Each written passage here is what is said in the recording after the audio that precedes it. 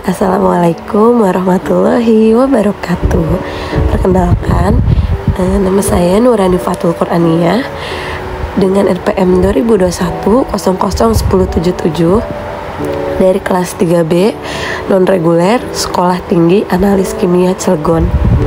Pada kesempatan kali ini, saya akan menjelaskan tentang jaringan dan internet dengan MK Pengantar Teknologi dan Informasi. Nah, pertama-tama, jaringan komputer itu apa sih? Jaringan komputer adalah dua atau lebih perangkat komputer yang saling terhubung atau terkoneksi antara satu dengan yang lain dan digunakan untuk berbagai sumber data. Setiap titik akhir dan suatu jaringan memiliki tanda pengenal yang biasa disebut dengan alamat IP atau alamat media akses kontrol. Nah, selanjutnya ada jenis-jenis jaringan komputer. Jenis jaringan komputer itu yang pertama ada PAN atau Personal Area Network. Jenis jaringan PAN atau Personal Area Network merupakan jenis yang kerap kali orang gunakan di sebuah perkantoran atau rumah pribadi. Jangkauan dari jaringan ini umumnya bersifat lebih eksklusif dan hanya untuk keperluan standar. Jenis jaringan PAN sangat efektif untuk beberapa gedung perkantoran karena pihak yang bisa mengakses terbatas. Misalnya, khusus untuk para karyawan di dalam kantor saja. Hal ini membuat penggunanya hanya untuk aktivitas standar saja. Yang kedua ada LAN atau Local Area Network. Tipe jaringan komputer LAN merupakan salah satu jenis yang mungkin sering kalian temukan. Tipe 1 ini kerap kali orang gunakan di beberapa tempat umum seperti kantor maupun sekolah. Akan tetapi, terdapat beberapa rumah pribadi menggunakan jenis jaringan ini juga. LAN bisa ditransformasi menjadi WLAN atau Wireless Local Area Network. Ini bisa terjadi bila Anda di dalam sebuah rumah atau sekolah memperoleh jaringan secara nirkabel seperti Wi-Fi, maka proses transmisi data sudah lewat teknologi nirkabel. Lalu selanjutnya ada MAN atau Metropolitan Area Network. MAN memiliki radiasi jangkauan jaringan komputer yang lebih luas daripada PAN maupun LAN. Kebanyakan orang menggunakan jenis ini untuk menghubungkan komputer satu dan lainnya dalam skala kota. Misalnya, Anda tinggal di kota Jakarta atau Surabaya. MAN bisa menghubungkan semua komputer dalam jaringan sehingga semuanya saling berhubungan dan bisa melakukan aktivitas seperti sharing data dan lainnya. Selanjutnya ada CAN atau Campus Area Network. Untuk jenis jaringan CAN, sesuai dengan namanya, hanya menghubungkan perangkat komputasi untuk area kampus atau universitas saja. Jaringan ini mampu membuat semua perangkat komputasi terhubung di area kampus seperti komputer di perpustakaan dan laboratorium. Kebanyakan penerapan untuk membahagiakan informasi secara eksklusif antara gedung satu dan lainnya yang masih dalam jangkauan kampus. Jaringan jenis ini sangat efektif pembagian data untuk area kampus.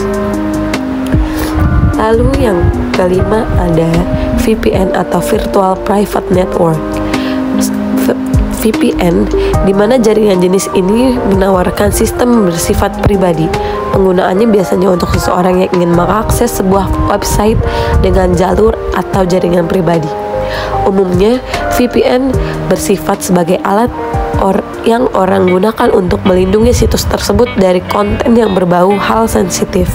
Dengan menggunakan VPN, pengguna bisa menyamarkan keberadaan website tersebut dari internet. Lalu ada WAN atau Wide Area Network. WAN merupakan pengembangan teknologi super canggih yang bisa menghubungkan perangkat komputasi dengan jangkauan sangat luas, misalnya antar kota satu dan lainnya. Jadi komputer yang ada di kota A bisa terhubung dengan komputer di kota B. Jaringan tipe ini menawarkan cukup banyak manfaat untuk beberapa pihak. Contohnya saja bagi para pelaku bisnis yang ingin melakukan transaksi namun terhambat jarak. Manfaatkan teknologi WAN bisa jadi solusinya.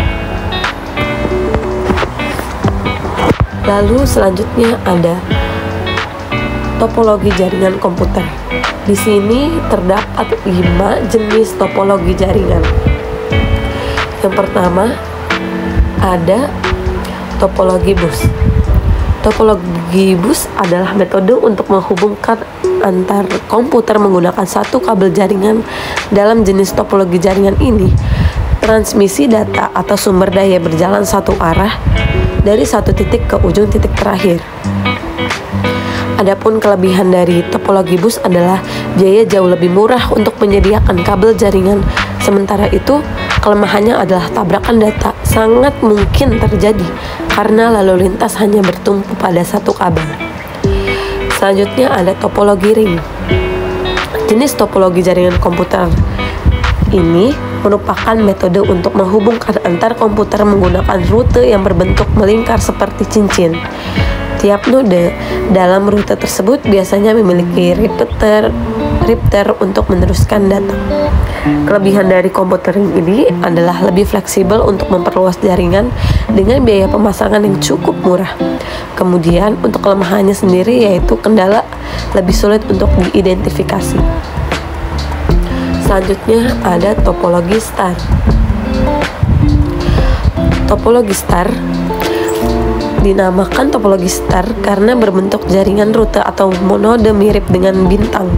Topologi star ini merupakan metode untuk menghubungkan beberapa node menggunakan satu perangkat keras hub dalam sebuah jaringan. Adapun kelebihan topologi star adalah lebih hemat biaya untuk kabel jaringan. Kemudian, kegagalan pengiriman data pada satu rute tidak akan mempengaruhi rute yang lain. Sedangkan kelemahannya yaitu apabila terjadi kerusakan pada hub, maka alur transmisi data sumber daya pada topologi star bakal tersendat semua.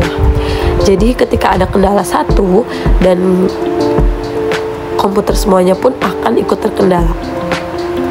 Lalu yang keempat ada topologi mesh. Topologi mesh merupakan metode untuk menghubungkan node secara langsung menggunakan kabel jaringan tanpa ada perantara. Kelebihan topologi mesh adalah kesalahan pengiriman data bisa ditemukan dengan mudah. Kemudian pengiriman data juga dapat berjalan lebih aman lantaran dilakukan melalui rute khusus. Sementara itu, kelemahan topologi mesh adalah membutuhkan biaya yang lebih besar untuk menyediakan kabel jaringan. Dan yang terakhir, ada topologi tree. Topologi tree adalah metode untuk menghubungkan beberapa komputer menggunakan skema transmisi data yang bersifat hierarkis dengan terdapat dua perangkat hub, yaitu hub utama dan sekunder. Kelebihan dari salah satu jenis topologi jaringan komputer ini adalah mudah untuk menambahkan node agar terhubung ke hub utama. Penggunaan dua hub seperti ini bisa memperpendek jarak tempuh data dari satu komputer ke yang lain. Sementara itu, kelemahan dari topologi tree adalah apabila terjadi gangguan pada hub utama, maka seluruh sistem dalam satu jaringan bakal bermasalah. Sehingga dilansir laman geeks4geeks. Nah, selanjutnya saya akan menjelaskan tentang internet. Internet atau Interconnected Network adalah sebuah sistem komunikasi global yang menghubungkan komputer-komputer dan jaringan-jaringan komputer di seluruh dunia. Secara keseluruhan, internet adalah jaringan besar yang saling berhubungan dari jaringan-jaringan komputer yang menghubungkan orang-orang dan komputer-komputer di seluruh dunia melalui telepon, satelit, dan sistem-sistem komunikasi yang lain. Internet dibentuk oleh jutaan komputer yang terhubung bersama dari seluruh dunia, memberi jalan bagi informasi mulai dari teks, gambar, audio, video, dan lainnya untuk dapat dikirim dan dinikmati bersama. Kelebihan internet itu, beberapa layanan internet dapat digunakan untuk melakukan pertukaran data dengan mudah dan cepat. Dengan bantuan teknologi GPS, internet juga dapat membantu memetakan dan mengarahkan orang ke hampir setiap tempat di dunia. Mesin pencari juga membantu seseorang memperoleh data yang mereka butuhkan.